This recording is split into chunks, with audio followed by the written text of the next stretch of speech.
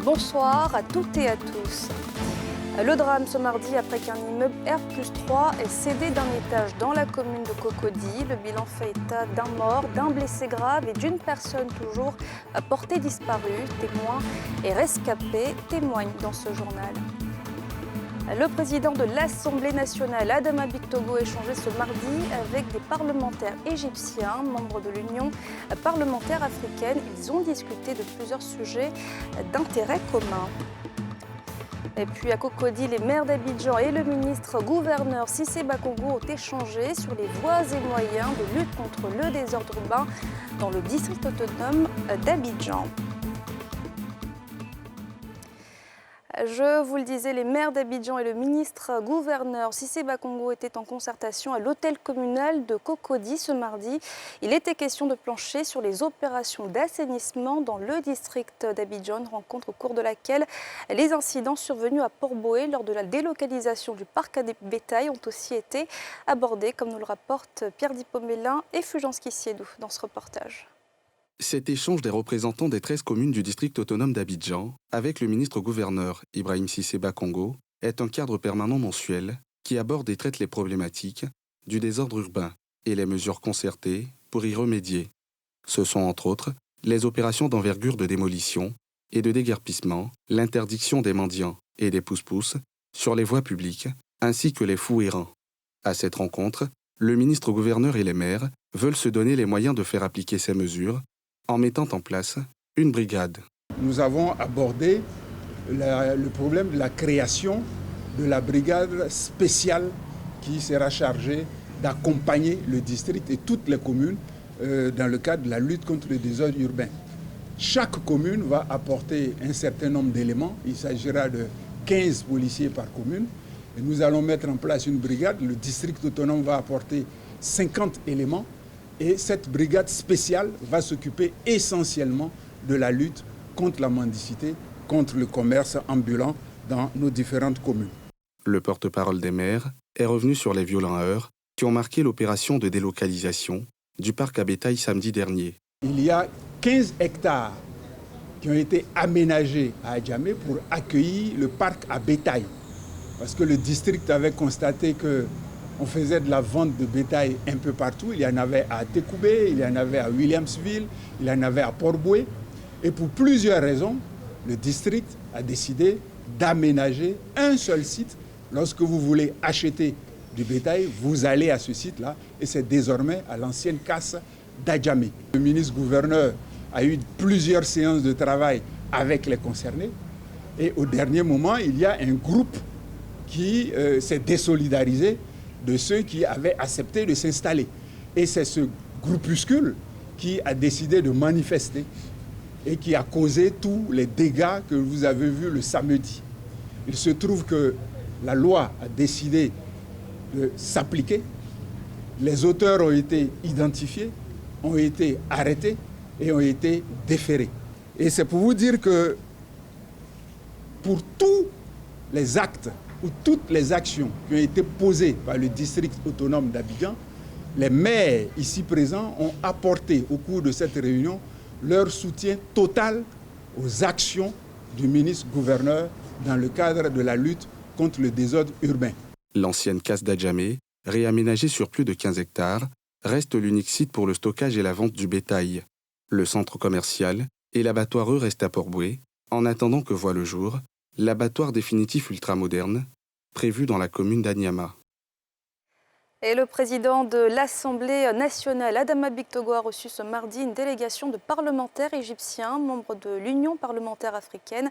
À l'ordre du jour, plusieurs sujets, notamment la situation à Gaza, la coopération entre les parlements ivoiriens et égyptiens, ainsi que l'agro-industrie. Les précisions de Salif Yalekwe et de Zécré Joseph. Des parlementaires égyptiens chez Adama Bictogo, le président de l'Assemblée nationale. Les échanges ont porté sur plusieurs questions qui lient les deux pays. Des échanges fructueux, à en croire le chef de la délégation égyptienne, qui s'en félicite. On a discuté les relations entre les deux parlements, l'Assemblée nationale et le Parlement égyptien. La position en Gaza et que son Excellence a donné une très bonne position ce qui arrive à Gaza. Et puis on a discuté dans le domaine économique. On a discuté la possibilité pour l'Égypte de coopérer avec Côte d'Ivoire dans le domaine des infrastructures, parce que l'Égypte a fait des méga projets en infrastructure dans le 10 ans. On a fait beaucoup de choses en Égypte et on a beaucoup d'expérience. Le président de la Chambre basse du Parlement ivoirien, Adama Bictogo, s'était rendu en février dernier en Égypte. Cocody sous le choc après qu'un immeuble R+3 se soit effondré partiellement. Un drame qui a entraîné la perte d'une vie humaine ce mardi. Un blessé grave et une personne toujours portée disparue. Que s'est-il passé? Le reportage de Moussani Kema et de Cheikh Bleu. Cocody Riviera Palmeraie. À pied d'œuvre, les sapeurs-pompiers tentent d'extirper de cet immeuble administratif R+3 affaissé les dernières victimes. Selon les secours, le bilan à cette étape des recherches est d'un décès certain et 16 personnes secourues. Il s'agit d'un effondrement d'un immeuble à usage R+3 à usage mixte. On nous a signalé provisoirement 18 victimes. Il faut noter que 16 victimes ont été déjà dégagées, blessées. Ouais, ces victimes sont vivantes, ont été prises en charge et évacuées au niveau de chute d'engrais. Nous procédons maintenant à la recherche des 2 autres victimes. Il faut dire qu'on a déjà aperçu déjà une victime décédée, mais qui est déjà bloquée au niveau des porteurs. Donc nous procédons déjà au dégagement de la victime et procédons de manière simultanée à la recherche des autres victimes. Et donc nous sommes au stade de dégagement des 2 victimes qui ont été déjà aperçues et pour pouvoir les dégager et puis procéder des recherches éventuelles sur les différents niveaux. Présent lors de l'effondrement, ces témoins relatent les faits. On a entendu des bruits. Ça a commencé par derrière là-bas. Donc c'est derrière là-bas qui est tombé. Ouais, non. Quand lui il est tombé net, ça a suivi avec l'immeuble. L'immeuble s'est affaissé aussi. À un moment donné, on a senti le bâtiment vraiment vibrer. Donc on a eu l'impression que c'était plutôt un tremblement de terre. Et le bâtiment vraiment a commencé à décaler vers la droite. Et on a tous glissé. Les portes et autres, impossible de les ouvrir. Parce que le bâtiment n'étant plus resté droit, il était difficile de pouvoir ouvrir les portes. Par concours avec nos employés qui étaient aussi de l'autre côté du bureau, ils ont essayé de forcer la porte qui a réussi à s'ouvrir. Arrivé sur les lieux pour constater les faits, le ministre de l'Équipement et de l'Entretien routier, Amédée Kouakou, pointe du doigt les travaux de construction en cours dans le voisinage immédiat. Effectivement, l'immeuble s'est écroulé parce qu'il y a un terrain mitoyen où quelqu'un est en train de souhaite construire un immeuble et il a fait un trou pour pouvoir faire un sous-sol. Et manifestement, lorsqu'on regarde, nous on est géotechniciens, c'est notre travail de tous les jours. Lorsqu'on regarde, c'est ce trou qui a déstabilisé les fondations donc, de cet immeuble R+2. Mais aussi, nous avons des craintes pour l'autre bâtiment qui est à côté. Heureusement que ce bâtiment a été évacué. Au niveau de la Côte d'Ivoire, si vous voulez construire, vous avez le permis de construire que le ministère vous donne, mais ce n'est pas le ministère qui contrôle. Hein. Vous devez prendre, dans le cas d'espèce, ils ont pris un cabinet international d'après eux, parce que je n'ai pas la preuve. Donc c'est ce cabinet-là qui devait s'assurer que les constructions sont conformes aux normes. Le premier responsable de la commune est, quant à lui, revenu sur l'importance de prendre des mesures adéquates contre ce phénomène récurrent dans la commune. Je pense qu'une fois pour toutes, nos gens qui construisent ou qui demandent des permis de construire doivent respecter les normes et les conditions, comme disait le ministre tout à l'heure. On ne peut pas suspendre parce qu'il y a des personnes bonnes intentionnées qui vont faire construire correctement, mais au moins de construire de telle sorte que nous puissions vérifier et voir si ceux qui sont vraiment sur les chantiers respectent les conditions. C'est tout. Amédée Kouakou, accompagné du ministre de la Santé et celui de la Solidarité, s'est rendu auprès des victimes pour s'enquérir de leur état de santé. Après la prise en charge, on s'est rendu compte qu'il n'y avait que des lésions légères, donc la plupart sont rentrés chez eux. Un suivi va être fait pour qu'on s'assure que après cet incident, rien ne va leur arriver. Mais il y a 3 quand même qu'on a gardés dans nos hôpitaux pour une prise en charge plus poussée. S'il y a un appel à lancer, c'est vraiment un appel à la vigilance et puis à la discipline. Sur les lieux, les opérations de sauvetage se poursuivent. Le chef des opérations invite les populations à la collaboration pour plus d'efficacité. Vivatech, le carrefour de l'innovation et des startups, a refermé ses portes pour son édition 2024, une édition à laquelle la Côte d'Ivoire a participé pour la seconde fois maintenant. Cette année, ce n'était pas 13, mais 20 startups qui ont fait le déplacement à Paris, en France, pour montrer tout le savoir-faire ivoirien et établir des partenariats techniques et financiers. Coup de projecteur sur nos champions nationaux qui intègrent, vous le verrez, de plus en plus l'intelligence artificielle dans leurs projets. Reportage. 20 startups ivoiriennes, dans presque tous les secteurs d'activité, ont fait montre de leur savoir-faire au salon Viva Technologie 2024 à Paris, lors des présentations et rencontres B2B, de la FinTech aux énergies renouvelables, en passant par la protection de l'environnement. Ces jeunes entrepreneurs qui s'adaptent bien avec l'intelligence artificielle ont été conduits par les ministres Mamadou Touré et Khalil Konaté à ce salon international. L'objectif étant de nouer des partenariats techniques et financiers et s'exporter au-delà du continent. Yaya est présent à ce rendez-vous avec sa start-up. Il vise à relever le taux de recyclage des déchets plastiques en Côte d'Ivoire, qui est en dessous de 3%. Sur ce vaste champ, il a besoin de partenaires. C'est 460 000 tonnes de déchets qu'on va produire chaque année. Et vous n'avez que 3% qui sont recyclés, donc ça veut dire que vous avez 97% de ces déchets-là qui vont où? Au centre d'enfouissement technique, qu'on appelle le CET, où on va retrouver ces emballages-là quand il pleut, en bordure de lagune, quand on va à Bassa, Massini, etc. dans le cours d'eau. Et l'idée, c'est vraiment de structurer une économie qui est très informelle. Et puis, enfin, on a un gros impact économique parce que 94% de l'économie des déchets en Côte d'Ivoire est informelle. L'intelligence artificielle occupe une bonne place chez ces start-upers ivoiriens qui veulent conquérir le monde avec ces technologies révolutionnaires. Chaque jour, il y a des millions d'objets qui sont perdus dans des villes, dans des hôtels, dans des aéroports, dans les transports en commun. Et puis, on ne sait pas forcément vers qui se tourner pour retrouver ça. Donc, nous, on a mis en place une solution qui est pratique, qui est basée sur l'intelligence artificielle, qu'on offre aux organisations, mais aussi à tous les utilisateurs de tous les jours, d'enregistrer leurs objets via une plateforme. Et puis, quand une correspondance est faite, ils sont informés, ils sont alertés pour le récupérer d'un commissariat ou bien d'un lieu. C'est la première fois que je fais Vivatech. Je fais en général les salons, mais autres que Vivatech. Et là, on a eu énormément d'opportunités avec des partenaires, bien sûr des investisseurs aussi. On attend maintenant que ça se concrétise. Raïssa de l'agence Emploi Jeune est une habituée de ce rendez-vous qu'elle trouve essentiel pour la croissance et le développement de l'économie du numérique en Côte d'Ivoire. Pour la première expérience, on a été vraiment surpris parce qu'on a eu beaucoup d'investisseurs qui étaient intéressés par les projets que les jeunes ont financés. Et là aussi, ça nous reconforte dans notre position parce qu'en tant qu'agence Emploi Jeune, on finance les projets jeunes. Ça veut dire qu'on a identifié les bons projets et les bons profils aussi pour pouvoir avoir un développement sur le plan numérique en Côte d'Ivoire. Les 20 startups ont été retenues au terme d'une rigoureuse sélection sur leur potentiel de croissance et leur capacité d'impact positif durable dans les secteurs désignés. La participation de la Côte d'Ivoire à cet important forum de l'innovation technologique traduit l'engagement et la détermination des autorités ivoiriennes à mettre en avant le potentiel entrepreneurial ivoirien et à nouer des partenariats stratégiques avec des acteurs mondiaux majeurs.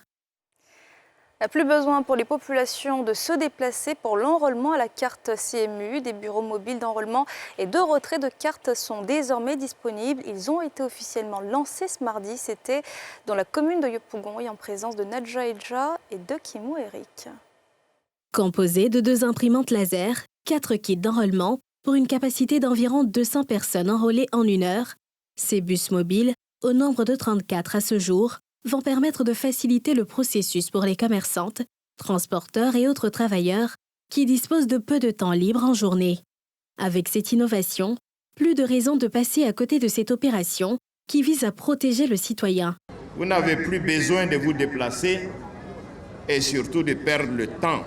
Faites-vous donc enrôler, ainsi que les membres de votre famille, car l'enrôlement est la première étape pour bénéficier des soins et des médicaments. Et je tiens toujours à le rappeler, l'enrôlement est gratuit. Face aux populations présentes pour le lancement officiel de cette innovation, le ministre de la Santé est revenu sur la prise en charge qu'offre cette carte. La couverture maladie universelle doit permettre de réduire les barrières financières et faire en sorte qu'en Côte d'Ivoire, on ne s'appauvrit pas en se soignant. Et pratiquement toutes les maladies, comme le paludisme, qui sont des maladies les plus courantes, sont prises en charge. Je prends l'engagement de faire en sorte que la CMU soit effective dans tous les centres de santé, y compris les centres de santé communautaires. Lorsque vous allez à l'hôpital, lorsque on ne peut pas vous servir parce que vous avez la carte CMU, vous avez le numéro vert du ministère de la Santé, 143, et nous allons vous répondre. Et nous allons prendre des dispositions pour que vous soyez pris en charge. Pour bénéficier des avantages de la carte CMU, notamment la réduction de 70% des coûts des actes hospitaliers, les souscripteurs doivent être à jour de leur cotisation, qui est de 1 000 francs CFA par mois à compter de la date de l'enrôlement. À ce jour, plus de 13 millions de personnes, soit environ 40% de la population, sont déjà enrôlées, 20 millions de personnes d'ici la fin de l'année. La Gendarmerie nationale réfléchit sur ses activités opérationnelles. Elle organise à cet effet un séminaire depuis hier. Son lancement a été en présence du général Alexandre Apalo-Touré, comme nous le rapporte Mardoché Kwasi et Tanguy Conan dans ce reportage. Ce séminaire de réflexion de la Gendarmerie nationale représente un temps fort de la marche de cette institution. C'est l'occasion de faire l'état des lieux de son action, de l'évaluer et de se projeter sur l'avenir. Durant ces travaux qui vont durer 5 jours, en commission comme en plénière, les participants à ce séminaire vont plancher sur des sujets relatifs au bon fonctionnement de ce corps d'élite. Il s'agit de jeter un regard un peu rétrospectif sur ce que nous avons fait depuis un certain temps, depuis environ 1 an, pour voir qu'est-ce qui n'a pas marché et qu'est-ce qui a marché. L'objectif est de nous exciter à mieux faire, nous inciter aussi à continuer dans le bon sens. Alors, quand je dis exciter à mieux faire, c'est pour mettre un accent particulier sur le devoir de l'excellence. Le commandant supérieur de la gendarmerie a par ailleurs exhorté les participants à ce séminaire à la rigueur dans les travaux afin de présenter des meilleurs résultats possibles qui permettront d'améliorer les performances de l'institution. Avant, le général Apalo-Touré a félicité ces hommes pour leur dévouement et leur engagement qui permet de préserver la réputation de ce corps d'élite. Et puis la championne de la finale de la 3e édition du grand concours de lecture Planète J'aime lire à voix haute s'appelle Marie-Anaëlle Akissi-Koménan. Elle a 8 ans, elle est en classe de CE2 et elle a été proclamée vainqueur avec 83 points. Les précisions de Pierre Dipomélin et de Kimo Eric. Avec un total de 83 points et une moyenne de 16,60, j'ai nommé Koménan Marie-Anaëlle Akissi. Marie-Anaëlle Akissi-Koménan est en classe de CE2. Elle a 8 ans. Elle a mis les jurys d'accord sur sa diction et la fluidité de la lecture à la 3e édition du grand concours de lecture à voix haute. Ça me fait plaisir. J'ai passé du bon temps et ma famille sera contente de moi. Une fierté pour son école, mais surtout pour ses parents. Le concours de lecture Planète J'aime lire à haute voix est un concours qui met en compétition les élèves de CE2 autour d'une lecture, d'un texte préparé. 12 enfants, dont 2 garçons, tous venant de diverses régions de la Côte d'Ivoire, y ont pris part. Et je suis vraiment très fière. Ça n'a pas été un travail du tout facile. Ça a été beaucoup de travail, beaucoup de moments de stress, de pression, mais tout ça a payé. Il faut dire que c'est une petite qui est férue de la lecture. Elle aime beaucoup lire. Et je pense que ça finit par payer. Pour le président du jury, professeur Alain Tailly, ce concours est le bienvenu, car il met en exergue la dextérité dans l'exercice de la lecture. Il a rappelé aux parents que c'est dès le bas âge qu'ils doivent inculquer cet amour de la lecture à leurs enfants. Et voilà, c'est la fin de ce journal. Merci de l'avoir suivi. Bonne suite de programme sur la nouvelle chaîne ivoirienne.